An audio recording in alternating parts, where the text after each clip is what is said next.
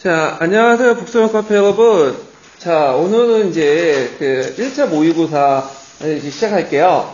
이제 1차 모의고사 이제 들어가기 전에 좀 양해 말씀 드리자면요. 제가, 이거 그 캠코더를 이제 가지고 왔는데, 오늘 보니까 제가 깜빡 잊고 캠코더 그 연결하는 그 선을 안 가지고 왔어요. 그래서, 이렇게 어쩔 수 없이 지금, 제 얼굴 없이 그냥 녹음만 하고 그게 하거든요. 녹화 없이요. 예, 그냥 어차피 뭐, 제가 뭐 그렇게 잘생긴 얼굴은 아니기 때문에, 예, 주로 이제 그 녹음으로 할 테니까, 이게 좀 이해를 해주시고, 아마 듣는 분들은 이제, 여기 그 유튜브 해갖고 녹음만 이렇게 하는 걸로 동영상 편집을 해가지고, 들으실 거예요. 자, 그러면 이제, 문제를 이제 좀 볼게요. 자, 문제, 이게 들어가기 전에, 여기 이제 보시면 알겠지만 좀, 요번에 이제 난이도를 약간 높였어요. 그래가지고, 예전에는 이제, 저기 기출 중심으로 이렇게 했긴 했는데, 이제는, 기출은 일단은 이제 좀 많이 들어가긴 했지만, 기출에 없는 내용들이 약간 이제 많을 거예요. 그래서 가끔씩 이제, 문제 풀다 보면, 생뚱맞는 그 어떤 듣보잡 같은 문제들 있죠? 그래서 그런 걸 감안해가지고 집어넣었고요. 물론 이런 것들을 이제 부닥칠 때 순간적으로 당황할 수 있을 것 같아요. 근데 그거는 자기만 당한 게 아니라 남도 당황해요. 예. 근데 그거에서 이제 심리적인 어떤 패닉 상태에 빠져버리면 이제 떨어지는 거예요. 그러니까 이거를 극복하는 차원에서 했고, 이런 문제 이제 부닥치면 그냥 넘기시면 돼요. 예, 그거 가지고 맞추겠다고 이제 이렇게 풀면 이 떨어지는 게 더 있거든요. 그러니까 이런 것도 이제 한번 실전 연습처럼 이렇게 만들려고 한번 집어넣었어요. 그리고 이제 여기 보면 근현대사 부분에, 한국 근현대사 부분에 좀 약간 이제 좀 생소한 문제들이 좀 있는데, 한국 근현대사 부분은 일단 다 외워두세요. 그러니까 지금 당장 못 풀더라도 암기를 해두시면 상당히 좋으실 거예요. 예.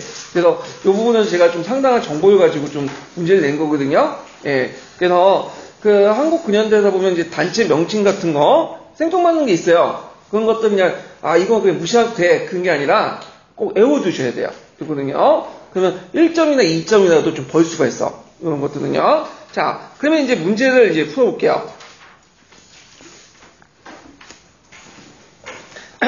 자, 여기 이제 보면, 먼저 이제 볼 게 뭐냐면, 1차 모의고사를 이제 볼게요. 1차 모의고사. 그리고 이제 그 밑에 이제 보충자료 있죠? 이 보충자료 같이 보셔야 돼요. 자, 1차 모의고사 부분은 이제 보면, 다음 가에 들어갈 교과서의 이름을 쓰고, 자, 이 책의 문제점을 한 가지 서술하시오. 이렇게 있거든요. 자, 여기 이제 쭉 나와 있는데, 어려울 거라고 생각하지만, 잘 읽어보시면 금방 답이 나와요. 자, 여기에서 이제 뭐가 답이냐? 단서가 될 게 뭐냐면 그 밑에 있는 진단학회죠.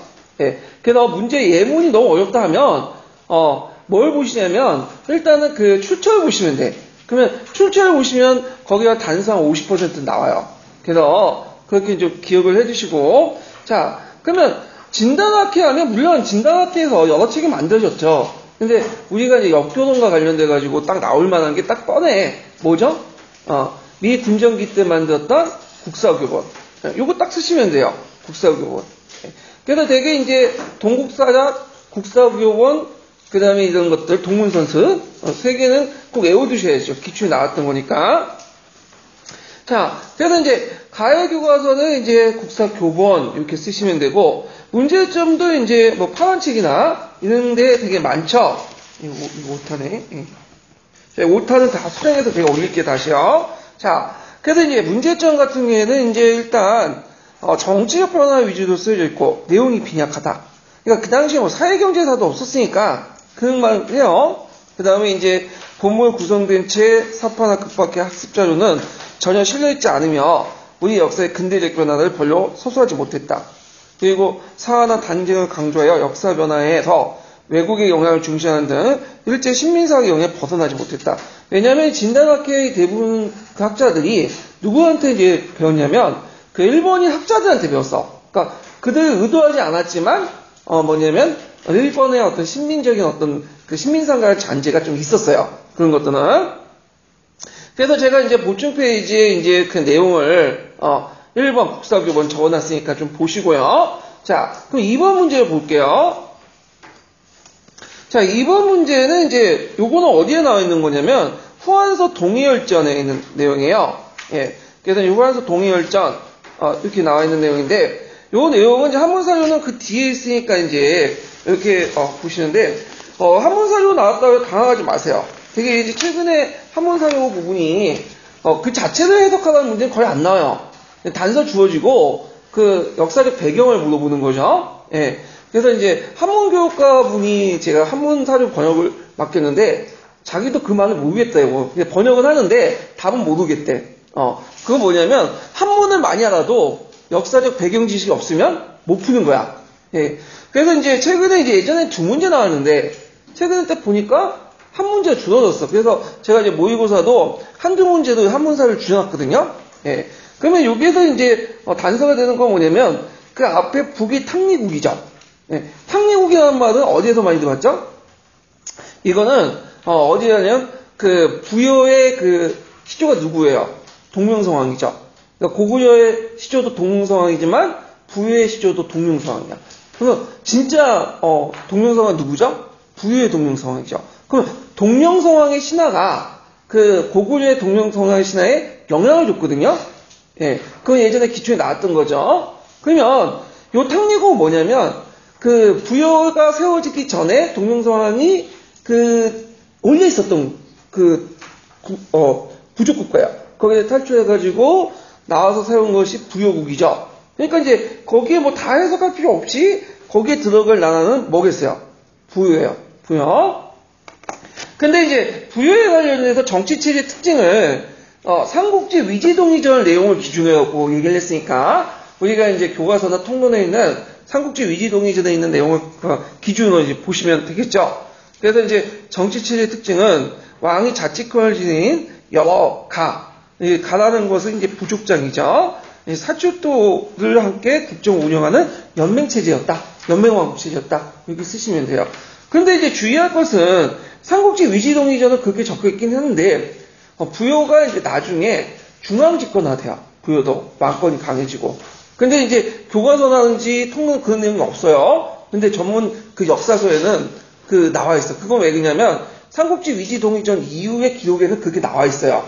근데 이제 우리가 이제 교과서라든지 통론에서는 주로 삼국지 위지동의전을 기준을 가지고 부여는 연맹왕국밖에 발전이 안 됐다. 이런 식으로 서술되어 있는데 이거는 정확하게 말하면 5개념이에요. 예.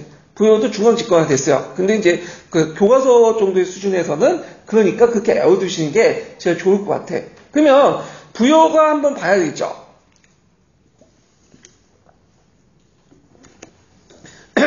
그래서 이제 부여와 관련된 내용을 보충 페이지 2페이지 1페이지 잠깐 볼게요. 자, 부여의 위치는 이제 만주 송화강 유역 지역이고, 그 다음에 사축두고, 그리고 이제 부여 초창기 때는 연맹왕국이기 때문에 누친족 지배구조를 가지고 있죠. 그 다음에 중국하고 이제 친서를 유지했는데, 그럼 누굴 견제하기 위해서? 고구려 선비족을 견제하기 거고요. 그 다음 사회문화적으로는 순장, 후장, 우제전법이 있었다. 예. 자, 후장이라는 것은 이제 그 살아생전에 이제 그 고인의 물품을 같이 넣어주는 거야. 후하게 넣어주는 거죠. 예. 자, 그 다음 황사 치수제 있었고. 그럼 여기에서 좀 눈여겨볼 게 뭐냐면, 우제전법이라든지 형사 치수제 이런 등등은, 누구와 비슷하죠? 고구려 비슷해. 그래서 이제 부여의 초기 때 그 어떤 것들은 고구려 좀 유사한 점이 많아요. 왜냐면, 부여의 지배층들이 일부 쫓겨나서 만든 것이 고구려예요. 예. 그래서 이런 것들이 좀 있고, 물론 틀린 점도 있긴 있어요. 왜냐면 무덤 양식이 좀 틀려요. 고구려 같은 경우는 맥족 중심이기 때문에 돌무지 무덤인데, 이에 반해서 이제 그 부여 같은 경우에는 예족 출신이죠. 그렇기 때문에 중국과 마찬가지로 이거는 토광목, 그러니까 우리가 널무덤이라고 하는 그 무덤 형태가 좀 틀리긴 틀려요. 일책 시위법. 그럼 제천행사 항상 있죠. 영고, 동맹, 다른 나라에서는. 그래서 이 제천행사는 일종의 자기의 어떤 지배부족의 권위를 나타나고, 그 다음에 이제 사회통합, 이런 것들을 하는 게, 목적이었죠. 그래서 여기에서 부여만 설명을 해놨는데, 요게 딱 보면 부여만 공부하시면 안 되죠, 여러분들은. 예, 어디까지? 삼국지 위지동의전에 있는 고구려라든지, 그 다음에 이제 사만사의 등등, 동해, 옥적, 이런 거 같이 봐두셔야 돼. 특히 이제 삼국지 위지동의전은 최근에 이제 뭐냐면 기출사로 좀 나왔어요. 물론 우리가 이제 알고 있는 그쪽 뭐냐면 초계국가 모습은 아니지만, 예, 자주 인용을 하고 있다. 예, 그래서 이제 4세기 이전에 주로 이제 그 사실들은 그 삼국사기보다는 삼국지 위지동의전을 좀 신뢰를 해요. 예, 역사학자들이요. 자, 그런 것들 파악을 해주시고, 다행히도 요번에 이제 들어갈 교수님은 아마 그 작년에나 재작년에 들어간 교수님이 아닌 것 같아요. 그 고구려하고 이제 부여 문제 낸 거, 부분 있죠, 동부여. 예, 한도산성 낸 부신, 국내선 낸 그분이 아니라 아마 바뀌었을 거예요. 2년마다 이제 교체가 됐으니까. 예. 그래서 한동안 안 나올 것 같긴 한데 일단은 알아두시고요.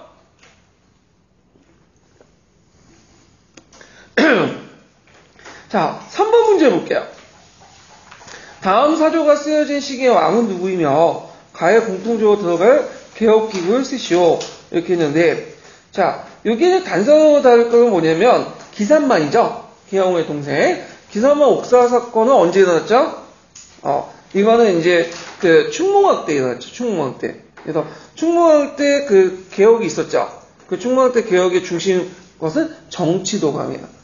이 정치도감은 예전 13년 기출에 그 오답으로 나왔어요. 그래서 한번 나올 가능성이 있거든요. 그리고 이 충무왕 때는 상당히 중요한 게 뭐냐면 그 지배층의 이제 그 질이 달라져. 신진사대부의 질이. 그래서 예전에 신진사대부와 그 뒤에 충무왕 때의 신진사대부는 달라요. 그래서 이제 그 뒤에 이제 신진사대부는 성리학으로 무장되어 있고 반원적 색깔이 되게 강하고요. 그 다음에 이제 그 강낭농법 같은 거 있죠? 이런 것들을 적극적으로 수용해갖고 그래서 뭐 이양법이나 이런 것들 수시서 같은 거 보급을 하는데 앞장섰다. 물론 이제 널리 보급되진 않았지만 그런 측면에서 좀 다르다는 거예요. 종전의 신진사대부들하고. 예. 그래서 이제 이 충무왕 때 정치도감이라는 기구에 쓰는데 이 정치도감이라는 기구는 그 최고 책임자는 건물세족 출신이지만 실무 담당자는 누구죠? 한민한 신진사대부야. 그래서 요때 신진사대부는 앞에 그 전에 있었던 신진사대부와 좀 다른 계층에 있는 사람들이다. 이걸 좀 기억을 해두시면 돼요. 자, 그래서 여기에 이제 충무왕, 그 다음에 여기 이제 정치도감 이렇게 기억을 해주시고 실제 충무왕이 그걸 주도한 건 아니에요. 충무왕은 그 당시 나이가 8살이기 때문에 8살이 뭐 알지는 못하겠죠. 예, 그래서 그 모우하고 그 주변에 있는 인물들이 그 개혁을 추진을 했어요. 예. 자, 그러면 이제 요걸 이제 살펴봤으니까 또 다른 것도 살펴봐야겠죠. 그래서 이제 여러분들 역사교육 내용 조직 방법에 분절법이라는 거 있죠? 그래서 요거 하나 살펴보면 주변에 연관된 거 한번 다 같이 살펴보는 방식으로 넘어갈게요. 자, 공민왕 부분은 이제 나중에 한번 살펴보기도 하고, 일단은 이제 충녕왕 때 개혁을 볼게요. 그 보충자료 1페이지. 이 충녕왕 때 개혁은 측근 인물들로 구성되는데, 이거는 뭐, 다른 데 다 똑같아. 충성왕도 그렇고 등등. 그래서 이제, 그, 홍자곤이라는 사람이 평균 18사라는 상소를 올렸고요. 예. 그 다음 충성왕 때는 크게 1차 개혁과 2차 개혁 두 가지 나오죠. 예전에 시험 문제 나왔는데. 그래서 1차 개혁 때 외워둘 것은 예전에 시험 문제 나오는 뭐죠? 자정원. 예. 그렇지만 이제 이 사람은 1차 때는 6개월 직위했어. 그래서 쫓겨났죠. 그러다가 이제 2차 개혁을 이제 실시하는데 정동사를 설치해갖고 전민 변전 사업을 하고요. 그 다음에 가경법을 실시하죠. 그래서 국가의 수입 증세나 물량한 염정을 시정해서 연분을 구교해서 재정을 확보하려고 했다. 그런데 개혁 정치를 뒷받침해 정치 세력이 성장하지 못했고 원외 간섭에서 인정하는 가운데서 개혁을 추진했다. 자, 그럼 여기에서 좀 기억할 게 뭐냐면 충무왕의 개혁 정치는 반원적인 게 아니에요. 친원적인 성격이 있어요. 네. 그래서 공민왕 때는 반원적이었죠. 근데 공민왕 이전까지는 원나라가 어느 정도 개혁을 용인해줬어요. 근데 그 개혁의 바운더리가 주로 자기의 어떤 지배 질서를 벗어나지 않는 범위에서. 근데 지배 질서를 벗어나면 어떻게 되는 거야? 탄압이 들어와. 네. 그런 것들이 이제 한계다. 기억을 해주시고. 그 다음에 충성왕이 이제 말년에 북경에서 세워졌던 것이 망건당이죠. 예. 그래서 이런 것들 기억을 해주세요. 충성왕은 쿠비나의 외손자이기 때문에 또 이제 고유 왕족이지만 저쪽 그 몽골 쪽에 또 왕족이에요. 그래서 이 사람은 이제 주로 어디 있었냐면 고조보다는 그 대도에 있었어. 북경에. 그래서 거기에서 이제 뭐냐면 그 정치적 행위를 많이 했다. 예. 자, 그래서 있고 충무강은 아까 지금 했고요. 자, 그래서 이제 이렇게 이제 한번 살펴봤고 그 다음에 4번을 볼게요. 4번.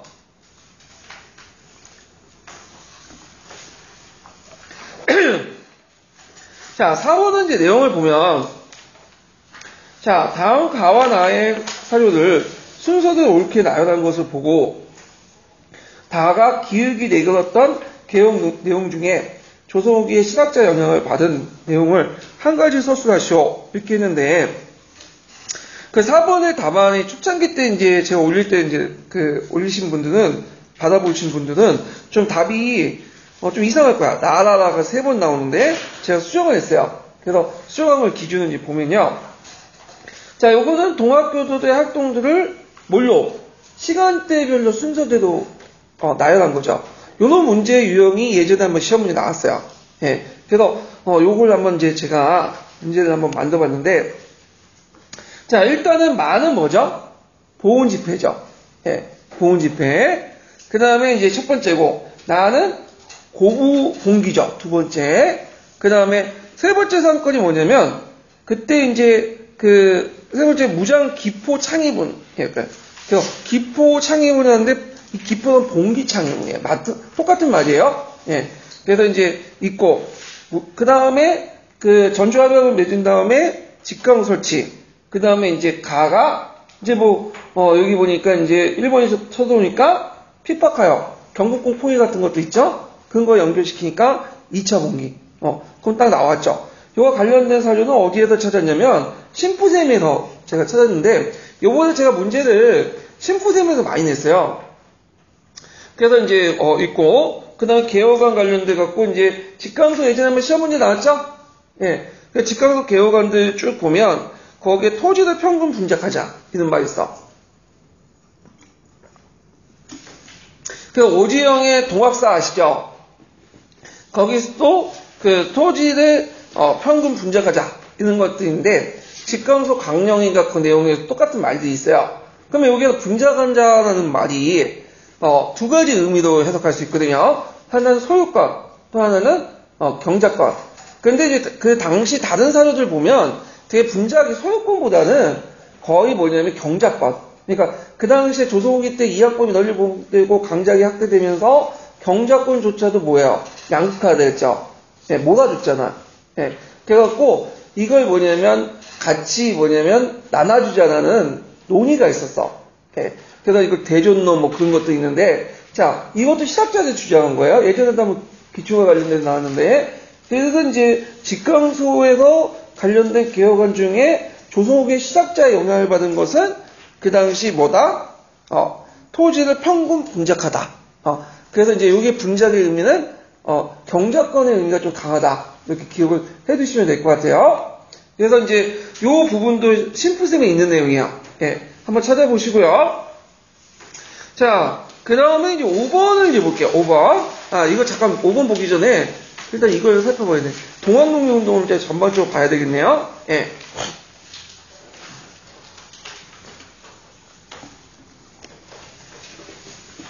자, 동학농민운동에 이제 일어나기 전에 교조신원운동이라는 게 있었죠? 예. 그래서 교조신원운동에서 이제 앞에 공주 3대 집회하고 보훈 집회 이렇게 있는데, 공주 3대 집회가 같은, 여기 단계까지는 이제 뭐예요? 정치적 성격보다는 순수하게, 교조신원운동 관련된 내용들인데, 보훈 집회부터는 좀 달라. 요때부터는 점점 처음엔 종교적 집회였지만 정치적 집회로 바뀌었죠. 그리고 거기에 내걸었던 논리가 뭐야? 척외 양창이. 핵심 키워드죠. 외워두시고요. 그 다음에 동학농민운동의 전개 과정을 이제 교과서나 이런 데서는 이제 크게 4식으로 나눠요. 아니, 2식으로 나눠요. 1기, 2기. 근데 여기는 이제 제가 좀 세분히 하기 위해서 4식으로 나눴어. 그래서 1기, 2기, 3기는 1차 봉기고 관련된 거고, 그 다음에 4기는 2차 봉기와 관련된 내용들이죠.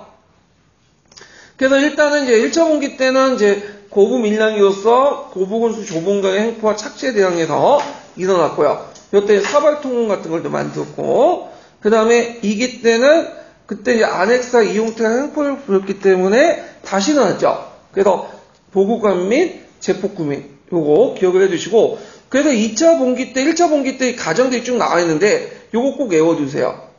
그리고 관련된 사료도 찾아보세요. 예전에 기출이 나왔어요. 예. 그리고 나서 전주 한락 관련돼 갖고 이제 맺고, 그래서 이제 서로 뭐냐면 합의를 맺었죠. 그래서 폐정계약은 실천기 해가지고 이렇게 있는데, 자, 일단은 전주 한락 부분도 시험 문제 예전에 한번 기출에 나왔거든요. 그거 외워두시고요. 그 다음에 이제 여기 보면, 그 직강수의 의미가 예전에 시험 문제 나왔죠. 그래서 개혁을 실천하는 민정자치기구로서 농민적 항권을 구현하기 위해서 농민의 어떤 지방 권력기구를 성립했다. 이거, 이런 내용들 기억을 해두시고, 그 다음에 직강수의 그 혁명, 그 여러 가지 개혁 과정들 좀 기억을 해두시면 될 것 같아요. 자, 사학인데, 사학이는 이제 앞에는 반봉건적 성격이 강한데, 사기 때부터는 뭘로 바뀌었죠? 이때는 반외세적인 거. 계기가 됐던 게 뭐예요? 그때 이제 청일전쟁 와중이었어. 그래서 이제 청일전쟁 와중이었는데 이제 거의 이제 일본이 승기를 잡으면서 본격적 개혁을 하게 되죠. 예, 아니, 그 청일전쟁 시작하니까, 예, 말이 전에, 청일전쟁 시작하니까, 그때 이제 같이 이제 1차 개혁이 이제 시작되는데, 1차 개혁이 이제 시작될 때 그 계기가 됐던 게 뭐예요? 그게 이제 경국군 통일해가지고, 뭐냐면, 공격하는 사건이죠. 그래서 그거에 대해서 반발해가지고, 일어난 것이 2차 봉기예요. 근데 2차 봉기는 완전 깨졌죠. 네. 그래갖고 이제 거기 공주 우궁치에서 완전 깨졌는데, 깨진 이유가 뭐냐면 이제 기본적으로 무기가 열세였어요. 그래서 동학교도는 잘해봤자 하승총이고, 근데 이에 반해서 일본 군주는 장총을 하나씩 다 갖고 있었고, 특히 기관총. 이 기관총이 상당히 위협을 발휘해갖고 거의 학살 수준이었죠. 예. 그래서 이제 이렇게 있었다. 그래서 동학교도하고 갑오개혁하고 그 다음에 또 청일전쟁하고 동시에 나왔어요. 이런 것들은 이제 같이 기억을 해두시고 되고, 그 다음에 시간대별로 같이 겹치는 게 많거든요. 그래서 그 시간대별로 좀 정리를 좀 해주세요. 예. 그래서 이런 것도 이제 같이 기억을 해주시면 되고요. 그 다음에 여기는 개혁안이 빠졌긴 했는데, 개혁안은 이제 동학사에서 오지영의 동학사가 있어요. 근데 이 개혁안이 요즘에는 좀 한번 갔어요. 그래서 이거는 이제 소설책이다. 그래가지고 최근에 이제 나온 것은 정부 측 기록이나 일본 측 기록이나 양방 기록들, 예전에 한번 시험 문제 나온 거 있죠? 그 기록을 좀 중심으로 해가지고 파악을 해주시는 것도 좋을 것 같아요. 교과서에도 일부 적혀 있고요. 자, 그래서 이제 이렇게 해서 동학농민운동 이제 받고, 그 다음에 이제 5번 문제 볼게요.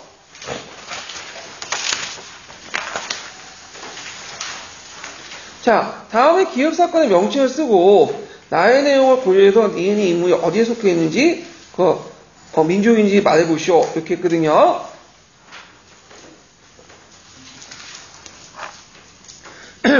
여기에는 이제, 기업의 사건을 이제 보면요. 자, 이 편지는 남양에 커다란 기근과 화재가 발생하여 황제가 도주했고, 훈족의 공격을 받은 소식도 기록됐다. 이때 훈족은 누구를 의미할까요? 훈족은. 이때는 홍노족이죠. 홍노족. 자, 그래서 4세기 초 이제 서진의 왕조가 홍노의 공격으로 멸망한 사건이 추정됐기 때문에 편지가 쓰여진 시기도 저절로 바뀌었다. 이때 이제 4세기 때 서진 왕조가 홍노의 공격을 받아서 멸망한 사건, 계기가 됐던 게 무슨 사건이죠? 영가의 난이죠. 영가의 난. 네. 그래서 그 다음에 서진은 이 파랑자의 난이라가지고 내분이 일어났잖아요. 그래서 이제 이 내분을 뜯다서 그 당시 이제 유연이라는 사람이 이제 등장해서 쳐들어와서 서진을 이제 공격하죠. 이걸 이제 보통 영가의 난이라고 해요. 예. 그래서 영가의 난 쓰시면 되고, 그 다음에 나의 내용을 고려해서 니은의 인물이 어디에 속하는지 수시오. 나나의 바다리라는 인물이 이제 근데 여기에서 이제 나는 뭐와 관련된 거죠? 소구도인이죠. 네, 소구도인. 그 소구도인과 관련돼 가지고 예전에 한번 시험문이 나왔죠. 대표적인 이제 뭐냐면 그 다음 이란 계통의 상인 집단들. 그래서 소고도인도 좀 같이 기억을 해두시면 될 것 같아요. 이것도 한번 나올 때가 됐어. 이게 한참 됐거든요. 예전에 객관식 기출문제 나왔던 거니까. 그래서 이제 여기는 보충자는 없지만 그 유목민족들의 전천 과정 있죠? 이런 것도 같이 기억을 해두세요. 그 유목민족들 이 순서가 어떻게 되고 그들의 그 개별적인 특징들 같이 기억을 해주시면 될 것 같아요. 그래서 유목민족과 관련돼 갖고 한 2문제 나왔어요. 기출에요. 자, 그 다음 6번 문제 볼게요. 자, 6번 문제는 일단 이게 뭐 문제가 그렇게 어렵진 않아요. 요거는 이제 그 개혁의 명칭은 개신의조와 관련된 거니까 다이카 개신. 금방 나오죠? 그 다음에 요게 이제 나가 좀 어려운 건데 두창의 목적은 뭐냐면 이 두창이라는 걸 그 전에 이제 조정, 소유에 기속된 토지들이야. 그러니까 청왕 밑에 소속된 토지인데 이걸 관리하는 제도예요. 예. 그래서 이 두창도 이제 폐지되고 그 당시 호족들이 가지고 있는 그 전장도 폐지하고 부곡도 폐지하고 그래서 공지 사지 사민들을 예전에 호족들 개인적으로 또는 청왕 개인적으로 소유하고 있었던 토지들을 국가 토지로 만드는 거야. 예. 그래서 이제 공지 공민화시키는 그런 정책들을 하죠. 그래서 공지 공민을 바탕으로 해서 무슨 토지제도를 실시하죠? 반전수수법을 실시하죠. 예. 그래서 이제 제가 1번 사부 부분을 이렇게 했는데 작년에 들어갔던 교수님이 서양사 교수분이었어요. 되게 이제 서양사 교수님이 이제 기타도 한 번씩 내고, 그 다음에 동양사 부분이 그 기타도 또 내거든요. 순서를 딱 두고 가면, 작년에 이제 50만 토크가 서양사 교수님이 들어갔거든요. 그래서 문제 냈고, 물론 답이 좀 틀린 게 있지만, 예. 그러면 올해는 동양사 교수님 들어가. 물론 100%는 확실하지 못하지만, 지금까지 관례를 볼 때 동양사 교수님이 들어갈 것은 90%가 1번사예요. 1번사. 그래서 1번사 나올 가능성이 되게 많아요. 예, 좀 기억을 해두시고 예전에 2년 전에 1번사에 근현대에서 나왔죠. 그럼 아마 이게 거꾸로 고대사 부분이 좀 시험 문제 많이 나올 가능성이 있으니까 고대사 기출 중심으로 좀 봐주시는 게 좋을 것 같아요. 특히 이제 최근에 이제 교수님들이 많이 이제 보시는 책들이 뭐냐면 사료 있는 그 동아시아 그러니까 아시아사가 있어요. 그 책이 있는데 그걸 좀 관련 사료들을 좀 파악할 필요가 있어요. 예전에도 이제 그 정학과 관련된 문제도 거기서 나왔죠. 그래가지고 요번에 저도 이제 그 모의고사 문제 낼 때 거기에서 좀 많이 냈어요. 예. 혹시 모를까봐. 예. 자, 그래서 이제 이렇게 이제 봤고 그러면 다이카 개신을 이제 좀 볼게요. 자, 보충 페이지 4페이지 잠깐 보세요. 자, 거기 보면 이제 그 야마토 정권 관련돼서 다이카 개신 이전에 다이카 개신의 기반이 되었던 것이 뭐냐면 그 세이코 여제라는 사람이 있어요. 일본 최초의 여왕인데 이 사람이 했던 개혁이 있어요. 물론 이제 서가 시간에 주도를 했지만 자 그때 쇼토코트 해자라는 사람이 이제 활동을 했었고 그 다음에 견수사를 파견했죠. 그리고 백제와 긴밀한 관계를 맺었는데 그때 이제 견수사 파견과 관련돼 가지고 시험 문제 한번 나왔어. 중국사 관련돼서. 그래서 여기서 돌아오는 사람들이 이제 뭐냐면 다이카 개신을 해요. 그래서 다이카 개신의 목적 외워두시겠죠? 당의 율령체제를 수용해서 강력한 중앙집권체제를 수입해서 토지와 인민을 국가가 직접 통솔하는 거죠. 그래서 사지사민이라는 정책을 사지사민들을 공지국민화시키는 그런 정책들을 했고요. 그래서 개신지조 칙령을 반포하고 그 다음에 이제 통일적 세제를 정비하고 지방행정구역을 만들고 호족도를 정비하고 분전제도 실시하고 등등등 이런 것들 좀 기억을 해두시는 게 좋을 것 같아요. 예.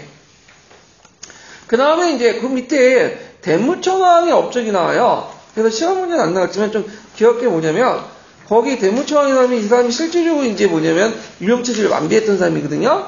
자, 거기 이제 내용 중에 그 2번에 보면 대왕 대신에 덴노 청왕 있죠? 청왕이라는 칭호의 사람이 있고 그 다음에 이제 그 청왕을 살아있는 신이라고 하죠. 그래서 그 신격화시키고요. 그 다음에 그 일본의 국고를 처음 사용했어요.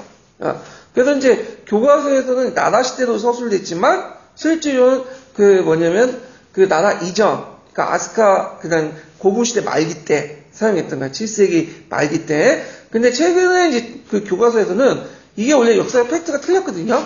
근데 고쳐졌더라고. 예. 그래서 일본 국고 사용을 교과서에서는 나라 시대를 예전 썼는데 최근에는 이제 그 뭐냐면 저쪽 이제 그 대무청하고 명시되지 않지만 그 전에 7세기 후반에 그 국가 사용됐다 이런 내용이 있어요. 예. 자, 뭐 이렇게 해서 이제 좀 봤고요. 자, 그러면 이제 7번 문제를 볼게요. 7번 문제.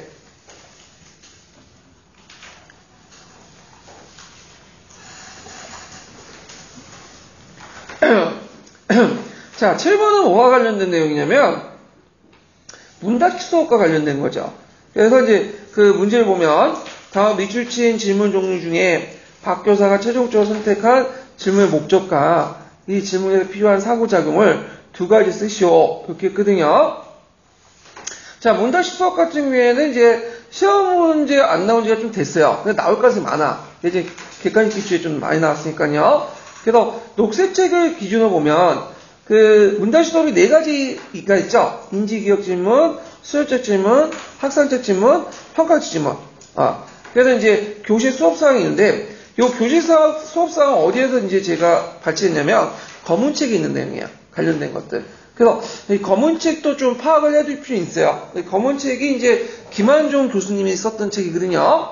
그래서 그 김한종 교수님이 지금 이제 거의 이제 원료 세대이기 때문에 자기가 직접 문제 내진 않아요. 근데 그 김한종 선생님의 그 누가 제자들인데 그렇기 때문에 이 검은책 내용도 좀 받을 필요 있어요.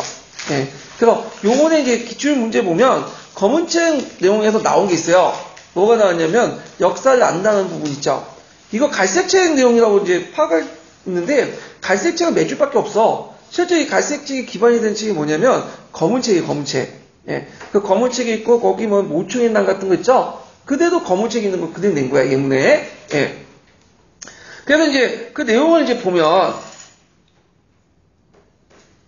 그 교실 상황에서 이제 그 최종적으로 선택할 질문을 보면요. 자, 일단 그 밑에 이제 보시겠죠. 쭉 물어보다가 여러 가지 모순이 있을 수 있는데 우선 가장 심각한 것은 자, 핵심적인 게 있죠. 거기에 뭐예요? 말이 키워드가 가장 심각한 거야. 가장 심각한 거. 그럼 답이 지금 하나가 있어요? 두 개가 있는 거예요. 하나를 전제를 해놓고 얘기하는 거죠? 예. 그러면 이제 답이 하나로 해가지고 하는 것은 수용적 질문이에요. 예. 그래서 수용적 질문은 가제를 해결하기 위해서 사고 내용을 정리하거나 하나의 결론 또는 방향을 이끌기 위한 질문인데 사고작용은 설명, 대비, 분석, 이런 것도 있어. 그러면 이제 다른 것들을 이제 좀 볼게요. 문답 수업 내용 유형 중에 자, 이 문답 수업 이제 그 보충 페이지 이제 5페이지 보면요. 자, 일단 문답 수업 같은 경우에는 일단 교사 중심의 이제 수업 방법이고요. 그 다음에 문답 수업과 관련돼 갖고 이제 검은 책에 보면 여러 가지 견해가 있지만 녹색 책에 적혀 있는 건 바스의 견해예요. 그래서 유형이 4가지 꼭 외워두셔야겠죠. 인지기억 질문은 단답형. 네, 되게 한 단어나 짧은 절로 이렇게 응답하는 거고요. 그 다음 수학적 질문 같은 경우에는 그 뭐냐면 사실과 아이디어 관계를 수립하고 여러 가지 응답 중에 가장 올바른 적절한 답을 추출하는 방법이고 그때 이제 어떤 유도하는 결론을 유도하는 방법을 사용하죠. 그래서 설명, 대비, 대조, 분석 이렇게 이제 했고요. 그 다음에 이제 학생적 사고 같은 경우에는 질문은 이제 역사 상상에 요구되고 여러 가지 뭐냐면 답을 요구하는 거야.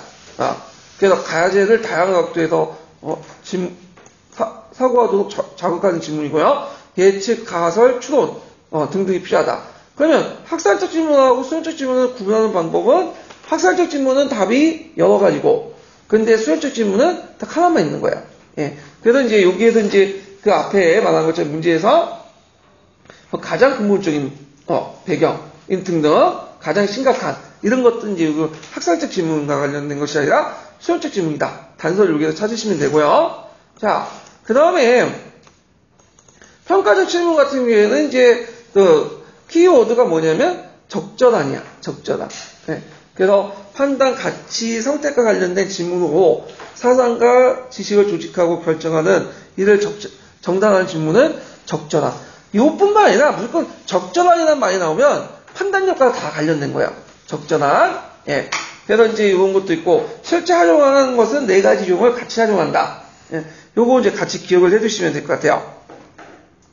자, 그러면 8번 문제를 볼게요. 자, 8번은 다음 15세기 15세기 가거든요.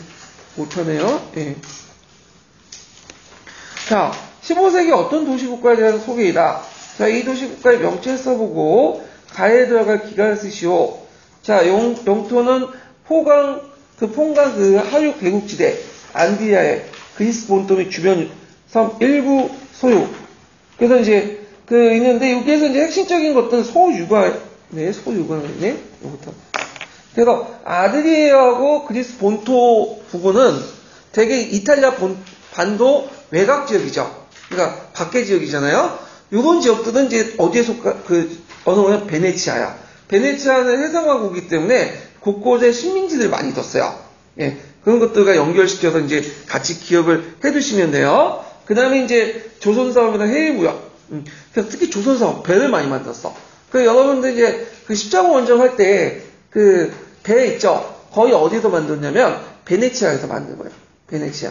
그래서 4차 십자군 운동 할 때도 베네치아에서 배를 이제 주문해가지고 만들어냈는데 십자군들이 돈이 없는 거야. 배째로 나오니까 베네치아 사람들이 그러니까 기껏 이제 뭐냐면 자기들도 돈 빌려가지고 만들어놨잖아. 근데 돈을 못 받으니까 어디 틀려고 하는 거야. 콘스탄티노플 틀어라. 그래서 튼 거 아니에요? 예. 자, 그래서 그 다음에 이제 가수적인 공화국 체제였고, 그 다음에 거기 가에 들어갔던 권력기구 명칭이 뭘까요? 12인위원회. 외워두세요. 예전에 기출 예문으로 나왔던 거야. 그래서 12인위원회는 그 신귀족세력들이 예전에 구귀족세력들 떨궈내기 위해서 만든 기구인데 핵심 기구였다. 이렇게 보시면 돼요. 그러면 이제 요거만 보면 안 되겠죠. 이탈리아 도시국가의 특징들 다 봐주셔야 되겠죠. 자, 그러면 몇 페이지 펴보시냐 보충자료 7페이지 보세요. 자, 북부 이탈리아 도시의 특징을 이제 보면 그 당시 이제 이 개별적인 이탈리아 도시들은 중세 봉건 국가는 아니에요.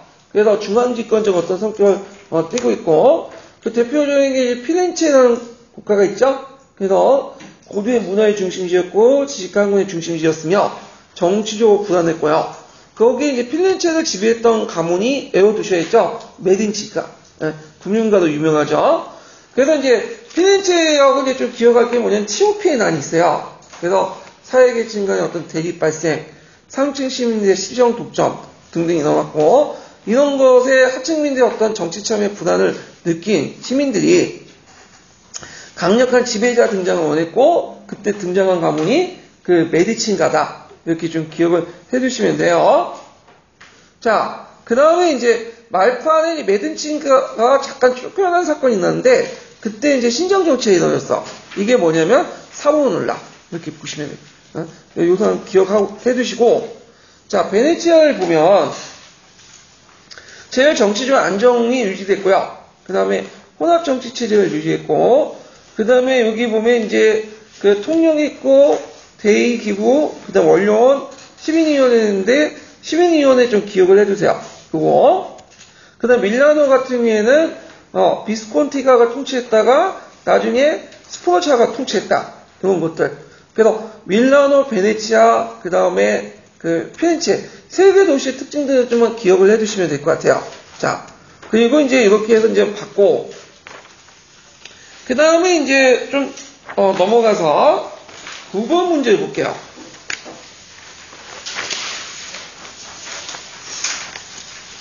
자, 고대 그리스의 정치가 관련된 자료이다. 작성 방법에 따라서 답안을 작성해 보시오. 이렇게 했는데, 자, 일단 가와 나와는 이제 도편 추방이 있고, 뭐 행정구역 있고 등등등이 있으니까, 금방 답은 유추해질 수 있겠죠. 크리스텐네스. 예. 그러면, 크리스텐네스의 기억 목적은 뭐냐면, 종전의 혈연적, 지연적, 유대, 이것도, 못하네. 유대나 경제적 이해관계를 배제하고, 아테네의 전시민에게 평등한 참정권을 부여하려고 했다. 그래서 예전에는 아테네가 몇 개 부족에 의해서 구성됐죠? 4개 부족에 의해서 구성됐죠? 4개 부족. 그래서 각각의 4개 부족이 있었고, 그 당시 이제, 있었는데, 그래가지고 이제 그 아테네 4개 부족을, 바탕으로 하다 보니까 어떤 문제점이 일어났냐면, 400인에 있었잖아요, 솔련에. 100명씩 뽑아갖고. 근데 부족 단위로 100명씩 뽑았어. 그러다 보니까 각 부족에 누가 뽑히겠어요? 귀족들이 뽑히는 거야. 상위 1%. 그러다 보니까 얘네들이 이제 국가 국정을 처리할 때 어떤 문제점이 등장하냐면 계급적 이해를 너무 강조해. 그래서 국가의 이해와 자신의 계급의 이익이 부닥칠 때는 누구의 이익을 따르는 거죠? 국가의 이익보다는 계급의 이익을 따르는 거죠. 안 되겠다. 그래갖고 4개의 부족을 기반을 갖고 행정구역을 편찬하는 게 아니라 이게 뭐냐면 해처 모여해가지고 10개 부족을 만들어요. 네, 행정구역을. 그래서 앞에 트레이포스는 같은 트레이포스인데 종전의 부족은 뭐야? 활동적 부족이고 여기는 행정적 부족이야. 그래서 각각 50명을 꼽아갖고 500인을 구성하죠. 그래서 저항계층적 이해를, 국가적 이해를 반영하려고 행정구역을 했다. 그 다음에 이제 그 앞에 무슨 정치가 있었죠? 참시 정치가 있었죠? 그래서 보편추방제를 실시했고요. 자, 그러면 그래서 A에 들어갈 수 있는 다시 들어가서 행정구역 명칭. 그래서 제일 기반이 됐던 게 뭐냐면 데모스예요. 예, 데모스가 있고 데모스를 중간 나눠서 또 묶은 것이 중간 행정구역이야. 이거 기억을 해주세요. 예, 그래서 데모스. 예, 그래서 데모스를 기반으로 해서 거기에 등록된 사람을 뭐라고 하면 시민이라고 했죠. 예, 그래서 이걸 이제 데모스에 의한 정치, 그래서 데모크라시라는 말이 거기에 나온 거예요. 크라시는 정치라는 뜻이고요. 자, 그 다음에 각 구족의 이제 니은의 기준으로 해서 시민법정의 구성원들의 선출 방식을 말해보시오.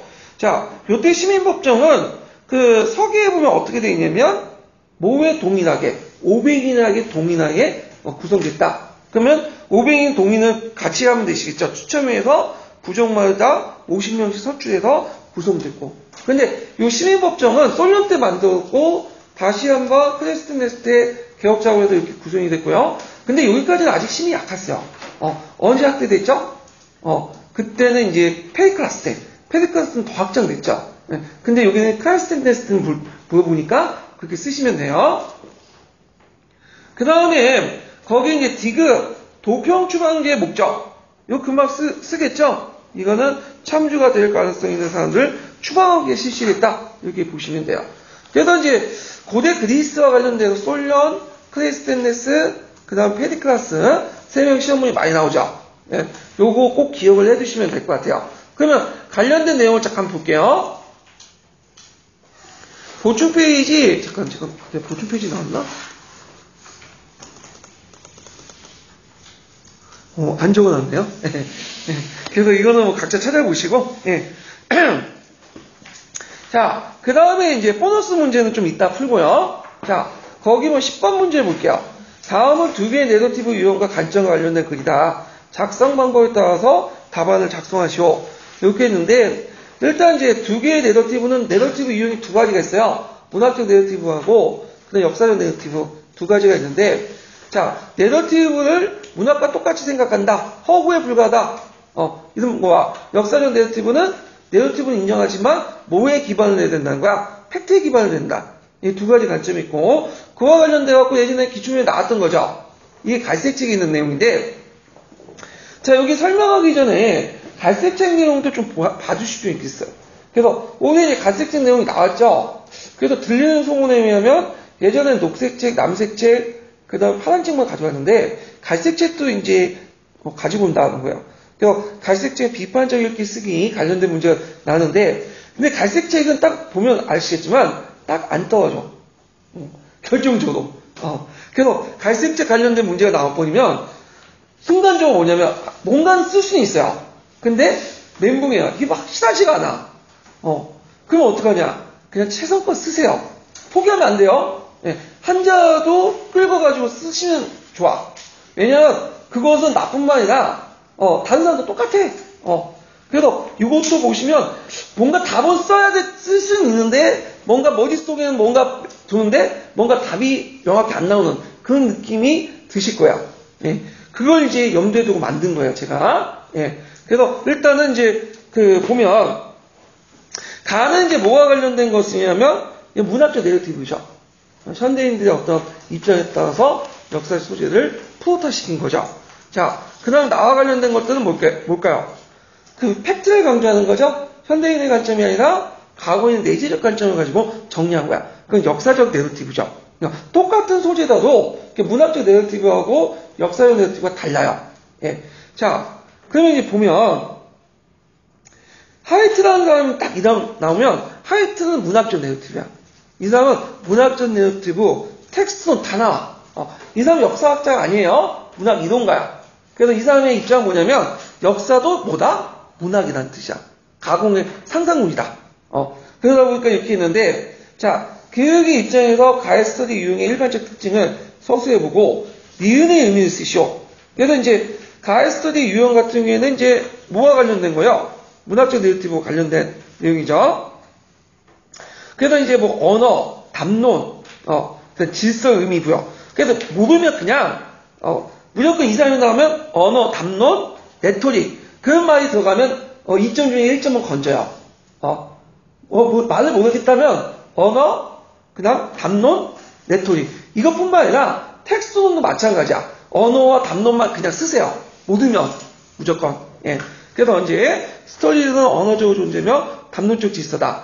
그래서 스토리들은 역사가 무수한 사건과 사실들 어떤 질서와 의미를 부여하기로 언어와 내투를 발명한 거고, 그래서 그 질서가 뭐냐면 구조가 뭐냐면 플롯이에요. 그 플롯의 의미는 그 역사가가 사건들의 특징과 배경, 논주와 관점을 부여하고 사건들의 관계를 묘사한 거야.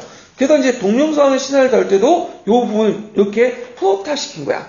기성전결로 해서 이렇게 플롯화시키는 그런 작업들을 한 거죠. 자, 사와티인데 여기 보면 아예 유형의 역사적 이야기 아니라 일반적으로 반영된 것이 무엇인가? 역사적 내러티브죠. 그래서 역사적 내러티브는 그 사회적 맥락, 문화적 본질 변화 이런 것들이 반영돼야 돼. 네. 그 다음에 디귿의 생성 과정. 그러니까 사와티인데 이제 딱 보면 이 사람이 누구야? 듣보잡이죠. 네. 근데 발색책이 있어요. 그래서 그 D를 좀 보시면 돼요. 경험은 결국 담론을 축소할 수 없다. 고 말하면서 텍스트 단태를 경계한다. 이 말 텍스트 반대하는 거예요. 받아들이는 거야. 텍스트를 비판하는 거죠. 그러면 이 사람은 뭘 역사 지식에 강조할까요? 팩트를 강조하죠. 팩트는 뭐겠어요? 사료를 수집하고 정보를 확인하고 그 다음에 이렇게 해서 지식을 생산하는 거죠. 그래서 이 지식의 생성 과정들을 쓰시면 될 것 같아요. 예. 그래서 이제 이렇게 했는데 이 문제가 이제 다들 쓸 수 있지만 정확한 답이 안 나오는 건데, 이런 것들은 그냥 요거와 관련된 키워드만 달달 외워가지고 뭔가 유형이 요와 비슷하다 묶어가지고 키워드만 뭐냐면 이야기에 맞게 문장에 맞게 키워드만 쭉 나열하면 3점짜리 문제다, 4점짜리 문제다, 만점 못 받아도 뭐 2, 3점, 2점 이렇게 맞을 수 있어. 그러면 남들 그냥 포기할 때 이거 맞으면 어떻게 되냐면 합격권에 더 진입할 수 있는 거야. 예. 그래서 이런 문제에 부닥치면 당황하지 마시고 이게 기회다 이렇게 생각하고 푸시면 돼요. 자, 그러면 이제 제가 이 복잡한 것을 갈색책에 논문책에 이제 3편이 나와 있는 거를 제 정리를 좀 해봤어요. 그래서 몇 페이지를 잠깐 보시냐면 거기 몇 페이지야 잠깐 8페이지에 보면 그 내러티브의 두 가지 관점 있죠. 예, 문학적 내러티브하고 역사적 내러티브 쭉 정리했으니까 요거 좀 같이 이렇게 파악해 두시는 게 좋을 것 같아요. 요거는요. 시간 관계상 생략하고 넘어갈게요. 요거는요. 자, 그 다음에 이제 볼 게 뭐냐면 11번 문제 볼게요. 11번. 자, 다음 사유를 읽고 작성 방법에 따라 답안을 작성해 보시오. 이렇게 했는데, 자, 요번에 이제 뭐 오수전 쭉 나와 있고 뭐 소보 등등등 나오니까 뭐와 관련된 내용이에요. 그 당시 그 한무제 당시에 이제 어떤 재정 개혁과 관련된 내용이죠. 자, 그래서 한무제 부분은 되게 중요하죠. 그래서 되게 이제 그 중국 고대에서 나온 부분 보면 요번에 한 문제도 안 나왔지만 두 문제 중에 한 문제는 한무제와 관련된 거야. 그래서 한무제 부분은 뭐 호적 정책부터 시작해서 경제 정책, 그 다음 뒤에는 염철용언, 그와 관련 것들을 다 파악을 해 두셔야 돼요. 예. 자, 여기에서는 이제 경제와 관련된 내용들 했는데, 자, 오수전의 목적. 오수전 이제 시험 문제 나왔죠. 목적 두 가지 쓰고, 자, 오수전 왜 발급했어요? 재정을 개선하고 지방세력을 억제하기 위해서. 그 당시에는 각 지역에서 각 개별 왕국들이 지역에서 멋대로 자기 동지를 만들었어요. 오늘날 말하면 이제 국가 통제 없이 지폐를 남발한 거야. 그러다 보니까 국가가 경제를 장악하려면 뭘 장악해야 돼요? 지폐를 장악해야죠. 지폐가 화폐를 제가 아까 잘못했는데 화폐를 장악해야죠. 화폐를 통일했어. 오수존으로. 그리고 그것을 어디에서? 수용동의에서 찍어내도록 했어요. 예. 그래서 이제 화폐를 장악해서 지방 세력들을 억제하고, 그 다음에 이걸 통해서 재정을 개선하려고 했다. 이렇게 쓰시면 되고, 그래서 사조가 쓰여질 당시에 니은에서 기간에 징수했던 세목을 2가지 쓰시오. 자, 요때 이제 수용동의에서 했던 것은 시조, 해조, 상고, 수익세 구분인데, 이걸 좀 이해를 하려면 뭘 이해해야 되냐면, 한나라 전기 때, 전환 시기 때, 재정 구조를 파악할 필요가 있어요. 조세 구조를. 잠깐 이제 몇 페이지 펴보시냐면, 보충 페이지 9페이지 잠깐 펴보세요.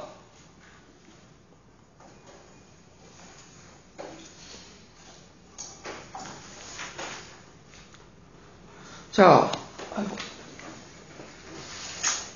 누구 건지 모르겠지만 일단 먹고 써야 되겠다. 네, 목이 가갖고.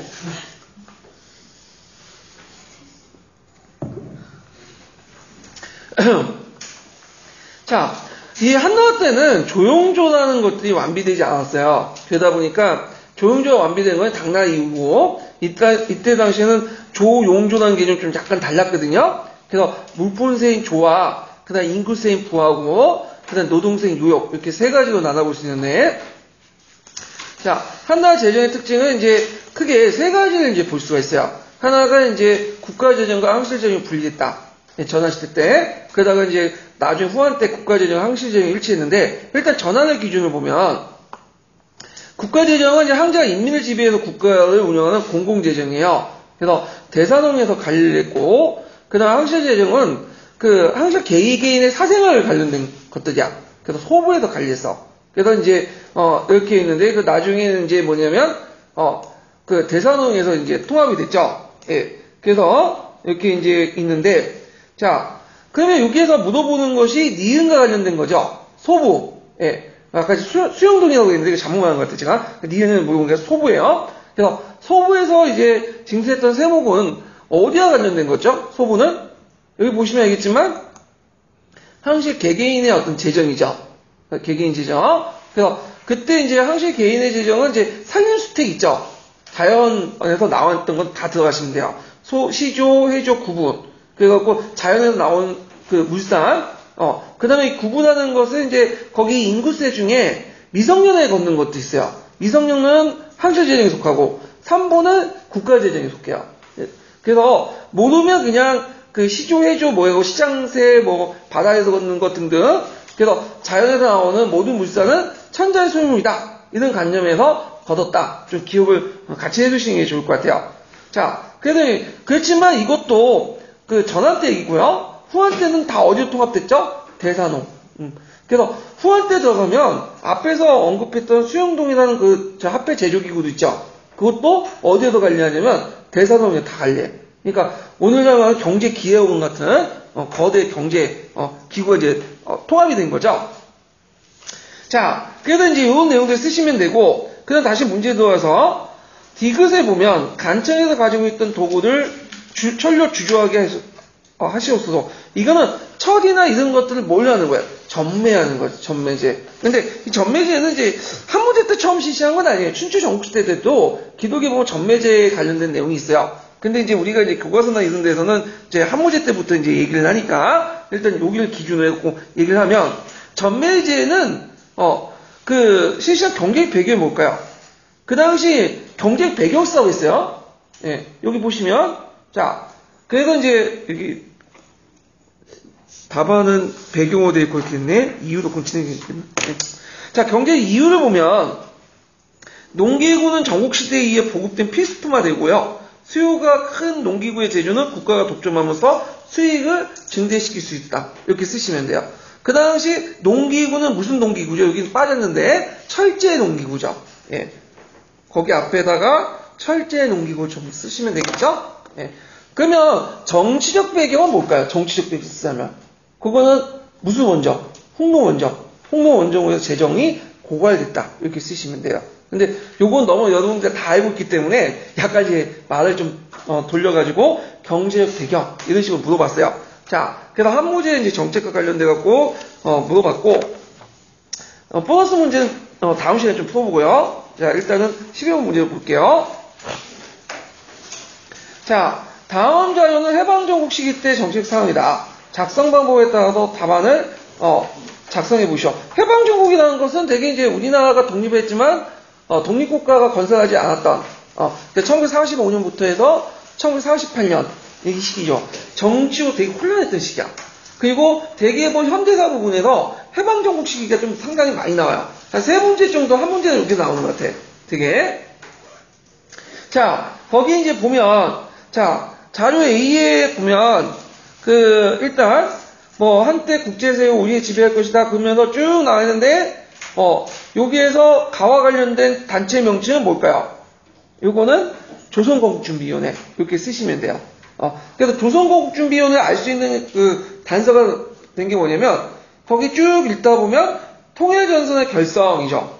그래서 그 해방정국 이후에 통일전선에 이뤘던 최초자 최후인 것이 뭐냐면 그 하나밖에 없어요. 그 조선건국준비위원회야.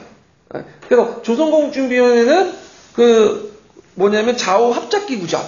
이거 꼭 외워두시고요. 강령 외워두셔야죠. 예전 기준에 나왔던 거니까. 완전한 독립국가 건설, 민주주의 정권의 수립, 대중사회의 확보, 세 가지 강령을 내었다. 그 다음에 이제 있고, 그 다음에, 조선인민공화국 개편되죠. 예. 일단, 조선인민공화국 개편되면서 좌우합작 조직이었던 그 건국준비위원회가 이제 뭘로 바뀌어요? 자익중심으로 재편이 돼요. 우익은 떨어져 나가고. 왜 공화국이나 이름을 붙였냐면, 여러분도 알다시피, 누구하고 협상력을 높이기 위해서. 그 당시 미군정과 협상력을 높이기 위한 거죠. 들어오기 시작하니까 우리가 이제 단체보다는 국가라는 명칭이 낫겠죠. 그런 측면이었는데, 미군정을 무시해버렸죠. 예. 그때 이제 건준의 그 지방 조직을 이름을 뭘로 바뀌었냐면 인민위원회로 바뀌었어요. 인민위원회. 예. 그래서 이제 인민위원회 같은 경우에는 중앙조직과 달리 좀 약간 지역에 따라 좌우합작적인 어떤 성격이 좀 남아 있었어요. 요 인민위원회는. 자, 그래서 이유를 이제 보면 미국과의 협상에서 유리한 위치를 차지하기 위해서 정치적 국가 수립을 선포한 것이다. 이렇게 쓰시면 돼요. 그래서 요것도 이제 제 보충 페이지에 적어놨는지 모르겠는데, 있네요. 자, 그래서 이제 몇 페이지 펴보시냐면, 10페이지 잠깐 펴볼게요. 자, 일단은 건국준비위원회, 앞에 건국동맹을 이제 전신해갖고 만들었던 건국동맹이 있었는데, 그걸 개편해갖고 만든 게 건국준비위원회고요. 그래서 여운형이나 안재홍 같은 사람들이 자업적 단체 성격을 띠고 있는데, 주요약관은 이때 이제 극우세력들, 그러니까 7.18 세력들 있죠? 예, 이런 사람들은 이걸 반대해갖고 이제 만든 게 뭐예요? 한민당이죠? 예, 그래서 이제 후에 조선인민공화국에 이런 것들 반대해갖고 만들었죠.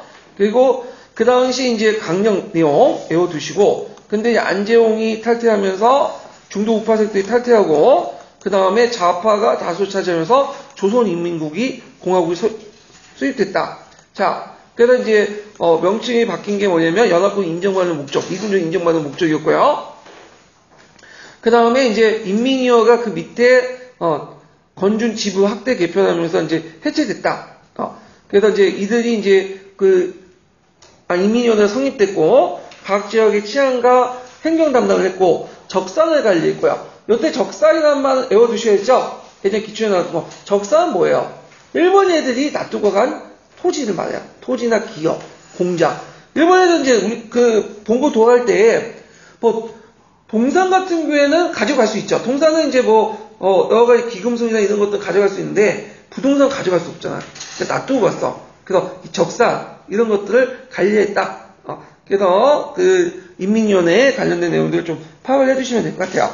자, 그래서 이제 이렇게 한번 살펴봤고, 그 다음에 이제 13번 문제 볼게요. 13번 문제.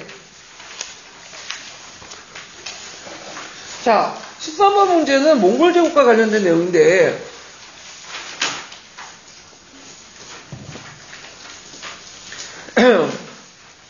이 몽골 제국과 관련된 문제가 최근에 좀 약간 나오기 때문에 제가 문제를 한번 내봤어요.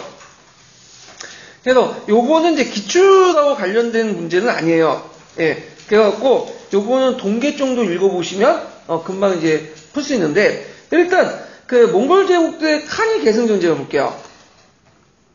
보충 페이지는 원나우되어 있는데 몽골 제국이 맞겠죠? 일단 이제 볼게요. 자, 일단 이제 태조 징기스칸에는 여러 명의 자식들이 있었는데, 거기 이제 보충 페이지 10페이지요. 자, 거기에 장남이 있는데 장남 조치가 있는데, 이 사람은 이제 징기스칸이 자기 아들이라고 인정하지 않았던 사람이야. 왜냐면 겉은 인정했지만 속으로는 인정하지 않았던 사람인데, 그 부인이 징기스칸 부인이 본처가 그 뭐냐면 다른 부족들에게 납치를 갔어요. 그러다 다시 이제 뭐냐면 데리고 왔는데 뺏어서 이때 몇 개월 후에 조치를 난 거야. 예. 그러니까 개월수가 안 맞아. 그래서 징기스칸 내 아들이 아니구나 생각하고 있었던 거고, 그러다 보니까 후계자 지위를 누구한테 넘긴 거예요?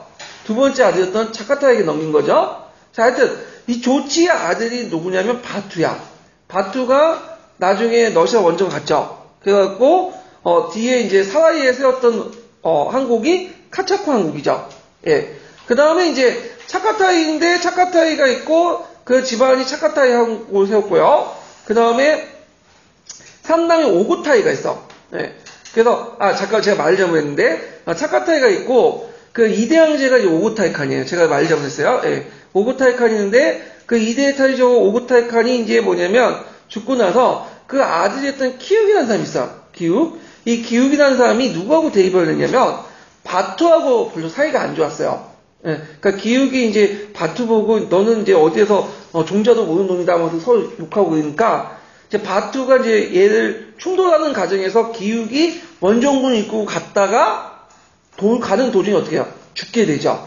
그리고 바투도 이때 이제 얘하고 한번 개판 싸우려고 동료를 크게 이기고 있을 때 뭐예요? 군대를 철수하잖아요? 그리고 이제 싸우려고 하다 막 직전에 얘가 죽으니까 이제 흐지부지 되고, 그때 바투가 이제 러시아 사와이에 본고지를 두고 키차코 항국을 만들죠. 이렇게 이제 기억을 해주시면 돼요. 자, 그러면 이제 오고타이가 죽고 키욱이 죽은 다음에 그 이제 칸지는 막내 투로이한테 넘어가요. 집안으로. 그래서 투로이의 자식들 중에 쭉 나오면 먼저 몽케가 있어요. 몽케. 예. 헌조 몽케. 몽케는 그 남성 원정 중에 저기 그 대포에서 맞았다 죽은데 양양성인가? 거기에서 이제 전사를 하고요. 그 동생이 누구냐면 이제 세조 쿠비라인이 있어요. 그리고 이제 그 몽케에 있을 때 몽케 그 동생 중에 훌라구라는 사람이 있거든요. 훌라구가 서역 원정을 하죠. 예. 서역 원정을 해갖고 그 세워진 나라가 이란국이야. 그리고 나서 그 당시 몽케가 죽으니까 또 누구하고 대립을 했냐면 이제 그 몽케 동생들이 세조 쿠비라인과 아리부케가 있어요. 그래서 세조 쿠비라인과 아리부케가 한번 맞짱 뜨죠. 예. 그래서 대립을 해서 누가 이겼어요? 세조 쿠비라인이 이겼어. 요때 원종이 누구한테 줄을 섰죠? 운 좋게 쿠비라인 쪽으로 가가지고 그때 세조 구제 원칙 같은 걸 맺어줬죠. 예. 자, 근데 이제 세조 쿠비라이가 집권하니까 몽골 공원에서 이 반란 세력들이 결집을 한 거야. 하이를 중심해갖고. 그래서 이제 차카타이 항국이나 뭐 이런 걸 중심해서 막 결집을 했고, 요때 개판 또 싸웠어. 근데 요때 하이도 2차 내전은 그러니까 뭐냐면 그 쿠비라인이 죽은 후에도 계속 가요. 결국에 성종 때 뭐냐면 해결 봐. 쿠비라인이 있을 때는 해결 못 가고, 하여튼 이건 내분하는 과정에서 그 본국이었던 이제 그 원나라, 그 다음에 뭐 차카타이 항국, 오고타이 항국, 이란국, 키차코 항국이 어떻게 나가 떨어져 나갔죠. 예, 이런 것들. 그래서 이 징기스칸이 이제 죽고 나서 한동안 몽골 제국에 이런 왕이 되신 건들이 많이 일어났다. 1차 대립은 키욱하고 바투, 그래서 2차 대립은 쿠비라인과 아리부케, 그 다음에 3차 대립은 쿠비라인과 그 다음 하이두, 오고타이지만, 예, 이런 것들과 연결시켜서 이제 보시면 돼요. 자, 그러면 문제를 이제 풀어보면요.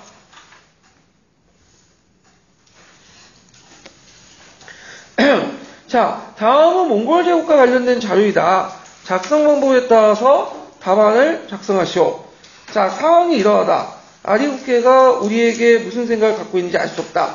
너희 두 사람은 약간의 군대를 들이고 이건 악조 나무다. 딱 보니까 자료 A는 쿠비나이 입장에서 누굴 쓴 거야? 아리부케를 이제 쓴 거죠. 예, 그러니까 쿠비나이와 아리부케에 관련된 내용이고 그 다음에 카이도는 하이드예요. 네, 카이도 했는데 이거는 이제 쿠비나이 집권하고 나서 오고타이 중간 중심에 걸고 뭐냐면 반 쿠비나이 전선이 형성돼. 이거 관련된 거야. 그러니까 A와 B는 뭐와 관련된 거냐면 그 당시 몽골 제국 분열상을 이제 나타나는 대표적인 반란이에요. 자, 그 다음에 이제 보면 그 문제 풀어보면 다음 기읒과 니은의 반란이 일어났던 배경을 당시 몽골인들 인식에서 써볼 거. 그 당시 몽골 같은 유목국가에서는 능력주의 체제예요. 그래서 정복 이 유목국가 외에 이제 농경국가 같은 경우에는 왕이나 황제의 어떤 계승순위가 제도적으로 정해져 있죠. 그래서 세자나 그 다음에 태자가 황제나 왕이 되잖아요. 예, 대개는 누구가 정해졌죠? 적장자. 예, 물론 이제 그거는 이제 원칙이지만 예외적인 경우가 많지만 일단 적장자예요. 예, 근데 그 몽골 제국과 유목국가는 그렇지 않아. 뭐냐면 능력주의야. 요때 능력은 뭐예요? 군사적이죠. 그러니까 힘이 강한 사람이 왕이가 되는 거야. 칸이 되는 거죠. 그러다 보니까 앞에 있는 칸이 죽으면 뒤에 이제 항상 뭐가 일어나요? 내분이 일어나요. 그러다 보니까 유목제국들이 분열된 원인 중에 하나가 이렇게 칸을 계승하는 과정에서 분열이 되거든요. 예. 하여튼 그 몽골족도 마찬가지고 그 당시 유목사의 능력주의를 바탕으로 군주의 자리는 각 부족의 공동 소유하는 공유관념이 있었다. 기억을 해두시면 돼요. 그래서 보통 그 몽골 제국 초창기 때는 그 쿠데타를 열어가지고 주로 누굴 추대를 해요? 칸을 추대하죠. 그 풍습이 계속 가긴 해요. 근데 물론 이제 그 원나라 제국이 이제 정착되고 나서 쿠데타이 같은 일종의 뭐냐면 그냥 칸의 직위를 뭐냐면 인정해주는 그런 것들을 하지만 그래도 중요한 역할을 해요. 그런 것들은 이제 유목군주의 어떤 그 유목국가의 어떤 특징이다. 이렇게 기억을 해두시면 되고. 자, 그 다음에 기획의 반란의 정치적 결과를 쓰시오. 자, 그래서 아리부케의 반란 같은 경우에는 이제 일단 진압을 했지만 그 진압하는 과정에서 상황국이 분열됐다. 그래서 훌라그나 그 다음에 뭐 그 앞에 있었던 키차크 그 바투나 이런 세력들이 이제 뭐냐면 그 세력 쿠비나를 지원해줬거든요. 그러다 보니까 이들을 지원한 대가로서 그들의 영역을 인정할 수밖에 없어. 예, 그런 것들을 이제 기억을 해주시면 되고 니은의 반란의 목적이 뭐냐? 자, 그 하이도의 반란의 목적은 뭐냐면 그 당시 트로이가를 타도하는 거야. 예, 그래서 뭐냐면 쿠비나이 칸, 트로이가를 중시한 쿠비나이 칸과 하이도 반란 같은 경우에 차카타이, 오고타이, 심지어는 초창기 때 뭐냐면 쿠비나이를 지원했던 키차크까지 갖다 붙였어. 그래서 이 내전이 상당히 오래 가요. 그래서 쿠비나이까지 죽고 나서 성종 때 가서야 흠마를 지는데 그것도 타협을 통해서 완전히 진압하지 못하고 예. 그래갖고 결국에는 그 과정에 또 나눠지죠. 분열되고 예. 이런 것들 이제 같이 기억을 해두시면 돼요. 자, 그 다음에 그 기획의 반란을 진압한 몽골 군주의 중국화 정책을 두 가지 쓰셔. 요거는 누구를 얘기할까요? 쿠비나이 칸이죠. 예. 그래서 쿠비나이 칸의 어떤 중국식 정책, 그래갖고 북정어 천도를 비롯해서 국면 원으로 본쳤고요. 물론 요거에 대해서 이제 학교에서 좀 많은 거 있어요. 그 당시 원이란 치고는 뒤에 명나라 때 만들어진 거다. 그래서 실제로 이제 최근에는 동아시아 책에서 그렇게 안 나오고 있고, 뭐라고 나와 있냐면, 쿠비나이 만든 그 나라를 쿠비나이 울류스라고 해요. 울류스는 민족이란 뜻이죠. 예. 그래서 하는데 뭐 이거는 뭐 아직까지 학계의 견해니까, 원어로 이제 고치고, 중국식 연호인 중통이라는 걸 사용했고요.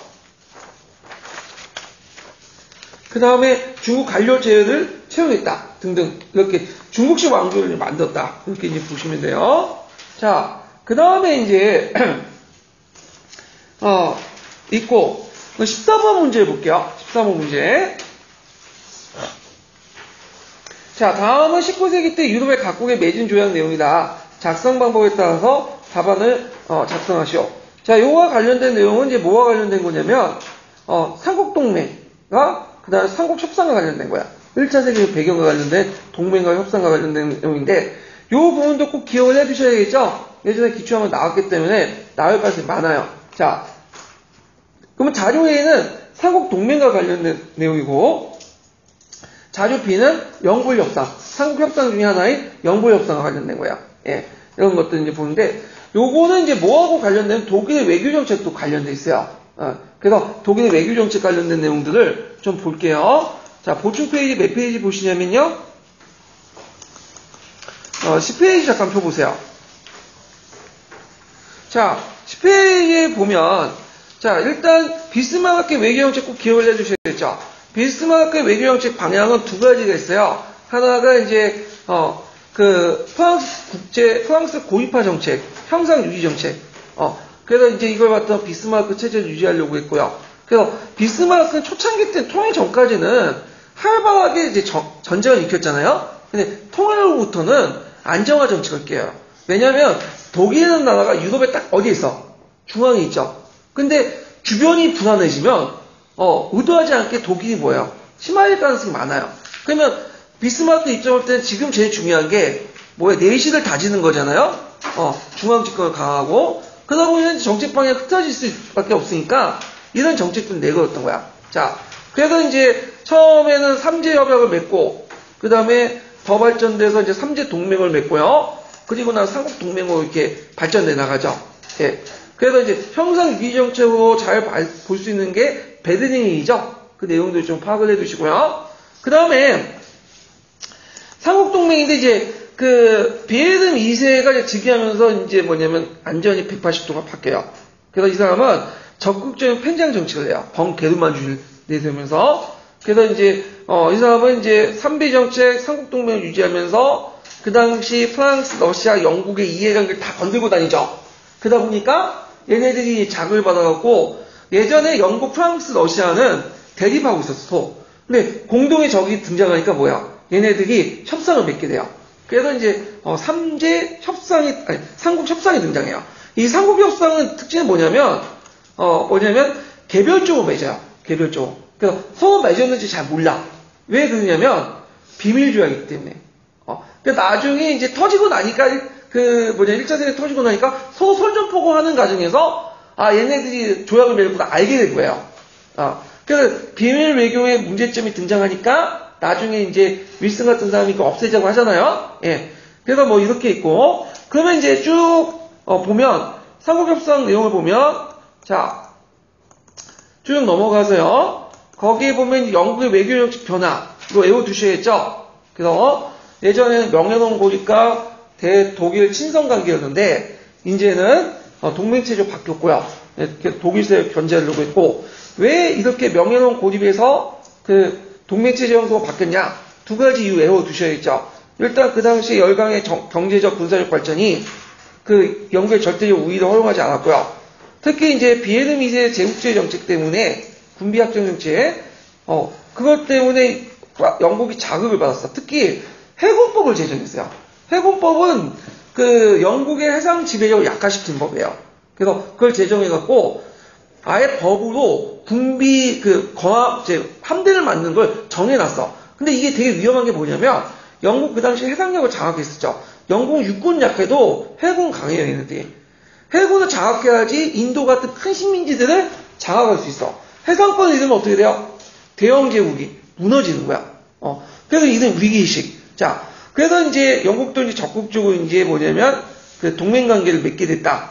그래서 첫 번째 동맹관계는 프랑스하고 러시아 간의 협상이죠. 그래서 배경을 보면 러시아의 재무장 조약 관계에 대한 비에름 2세 거부, 독일세 확대 경계, 그리고 러시아의 프랑스 자본 필요성 증대 등등 해갖고 맺었고요. 그래서 비스마르크가 우려한 제일 최악의 경우가 나타난 거죠. 프랑스를 고립화 시키려고 했는데 이제는 고립화를 못 시켰죠. 그래서 러시아와 프랑스와 협상을 맺었고 그 다음에 영국과 프랑스를 또 협상을 했어. 그래서 프랑스와 영국 간의 우호적인 이제 조약을 이제 형성하는 과정에서 독일을 견제하려고 했다. 예. 그래서 이제 프랑스는 모로코, 영국, 이집트를 상호 인정하고 이런 것들을 했고요. 그 다음에 영국과 러시아 협상인데 이게 제일 극적이라고 보시면 돼요. 예전에 영국과 러시아는 서대립 관계였죠. 그런데 이때는 이제 공동의 적이었던 독일을 막기 위해서 해결하고 있는데 왜냐하면 그 당시 독일이 3비 정책을 하는 과정에서 중동 지역으로 들어가게 돼. 근데 요때 중동 지역은 프랑스, 영국, 러시아가 서로 이해관계가 긴밀하게 관련된 지역이거든요. 그러다 보니까 하게 되고, 그래서 예전에 그 적이었던 영국과 러시아가 서로 손을 맺게 돼요. 그래서 일단은 영국과 러시아 입장을 때는 예전에 어떤 산적한 문제들을 해결해야 될 거 아니에요? 그래서 어떤 식으로 해결하냐면, 페르시아 지역을 이제 세력권을 정할 때 북부는 러시아, 남부는 영국 이렇게 나눠요. 물론 나중에 영국이 다 장악하지만, 그 다음에 아프가니스탄 지역을 영국의 세력권 인정하는 대신에 그 러시아는 흑해로부터 발칸 방면에 진출해 영국부터 양해를 받게 되고, 그리고 이제 이렇게 해서 독일을 공동 대체했다. 이렇게 이제 보시면 돼요. 자, 그래서 이제 삼국협상의 의의는 삼국동맹에 대한 진영의 성립이고, 사소한 분쟁이나 한국과의 전쟁이 대규모 전쟁이 유발 가능성이 커졌고, 자, 이게 현실화됐던 것이 발칸반도 문제 때문이죠. 그때 이제 보스니아 헤르츠고비나 지역을 방문했던 오스트리아 황태자가 암살당하잖아요. 그래서 그걸 바탕으로 해서 서로 선전포고하는 과정에서 1차 세계대전이 형성된 거죠. 반발한 거죠. 자, 그래서 이제 이런 것들. 자, 그러면 문제를 풀어볼게요. 자, 다음은 19세기 때 유럽의 각국에 맺은 내용이다. 작성 방법에 따라서 답안을 작성하시오. 자, 여기에 보면 이제 자료 A는 그 삼국동맹, 자료 B는 영국협상 관련된 내용인데, 자, 삼국동맹이 맺어질 당시예요. 당시는 독일의 외교정책, 누구의 외교정책을 쓰시면 되겠죠? 비스마르크 외교정책을 쓰시면 되죠? 예. 그래갖고, 비스마르크 외교정책은 유럽의 국제질서 현상 유지 정책, 프랑스 국자 고립화 정책, 이렇게 보시면 돼요. 예. 그 다음에 이제, 요게 삼국동맹이 이탈리아를 왜 참여했냐? 이탈리아의 참여 배경을 보면, 티니지를 프랑스에 빼앗겨서, 원래 이탈리아가 리비아를 이제 먹었잖아요? 그 옆에 티니지가 먹으려 했는데, 프랑스 뺏겼어. 티니지를 프랑스에 빼앗겨, 오스트리아, 독일에 접근하려고 했다. 그러니까, 프랑스의 감정 때문에 접근한 거야. 근데, 문제는 이탈리아가, 그 당시, 삼국동맹 한 축이었던, 그 당시 이제 오스트리아하고 사이가 별로 안 좋았어. 왜 안 좋았어? 미회복 지역이 있었죠. 근데, 요 공동의 적이 좀 있었기 때문에, 프랑스가 있기 때문에, 악감정을 갈구했기 때문에, 삼국동맹에서 제일 약한 곳이에요. 예. 그래서 1차 세계대전 때, 전쟁이 일어나니까, 처음에는 감방했죠. 삼국동맹에도 불구하고. 그러다가, 런던 비밀 조약을 맺어가지고, 누구한테 붙은 거야? 협상국에 붙은 거야. 오스트리아의 그 당시 미회복 지역을 돌주겠다. 했는데, 근데 이탈리아군은 전력면에서 크게 도움이 안 됐어. 맨날 깨져. 그래서 1차 세계대전, 2차 세계대전 보면 이탈리아군들이 제일 약해요. 얘네들은 좀 싸우다가 질 것 같잖아요. 그냥 항복해버려. 그래서 그냥 얘네들은 그냥 항복해요. 그냥. 그래서 제일 약체예요. 약체. 이탈리아에서는 군대 군사력보다는 얘네들은 이제 예술 이런 것들이 강해. 그래서 예전에 한번 독일에 유학 갔던 교수님 제가 아신 분하고 얘기를 했더니 독일 사람들은 노는 걸 잘 모른대요. 얘네는 되게 합리적이고 되게 건실하고 이런 사람들이 되게 많대요. 그래서 8시 이후부터는 유흥가가 다 맥주집에 다 문을 잠가버린대. 예.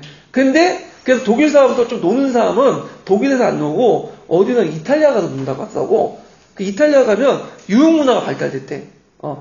독일은 되게 합리적인데, 좀 이탈리아는 기질상 좀 유흥 쪽, 카사노바? 그런 기질이 있어. 예. 자, 좀 차이가 있겠는데, 자, 하여튼, 그런 것도 있고, 그 다음에, 가와 나에 들어갈 국가들, 영국 정부는 가의 정치 상태로, 가는 어디를 뜻할까요? 가는 이집트죠. 이집트의 정치 상태를 변경할 의도가 없으면 선한다. 한편 프랑스는 이집트에서 영국의 행동 방향, 그러니까 이집트를 인정해주겠다는 거야. 참고로 이집트는 영국의 식민지가 아니에요. 네. 형식상 뭐죠? 보호국이에요. 보호국. 식민지가 된 적이 없어요. 그 다음에 프랑스 정부는 나의 정치적 상황을 변경. 이건 어디를 뜻할까요? 모로코죠. 그러니까 겉으로는 이집트와 모로코의 주권을 존중한다 해놓고는 서로 뭐예요? 먹는 거죠. 그냥. 예. 자, 하여튼 그렇게 해서 서로 상호간에 인정을 해줬다. 이렇게 보시면 되고. 자, 자료 B 이후에 영국의 외교정책 방향 정향이 배경이 된 두 가지. 예전에 명령을 고집해서 전환의 배경이 됐던 게 뭘까요? 일단 열강의 경제 군사적 발전이 영국의 절대적 우위를 더 이상 허용하지 않는다. 예전 산업혁명까지는 영국이 세계 공장이었죠. 근데 19세기 중반 넘어오면서 이제 어떻게 돼요? 이제 독일하고 미국이 그 주도권을 뺏겨. 제2차 산업혁명 이후에. 자, 그 다음에 이제 독일의 비헤르 미세가 제국주의 정책을 추진했고, 이를 통해 군비확장 정책, 특히 그 영국이 두려워했던 그 해상 군사적으로 장악하려는 법을 만들었죠. 해군법 같은 걸 제정했죠. 자, 이런 것들 쓰시면 될 것 같아요. 그래서 요 내용도 파악을 해주시고 서계를 중심으로 해서 공부를 해주시는 게 좋을 것 같아요. 자, 그래서 이렇게 해서 한번 그 전공 A 문제를 풀어봤고요. 좀 쉬었다가 전공 B와 보너스 문제를 이제 같이 풀어볼게요.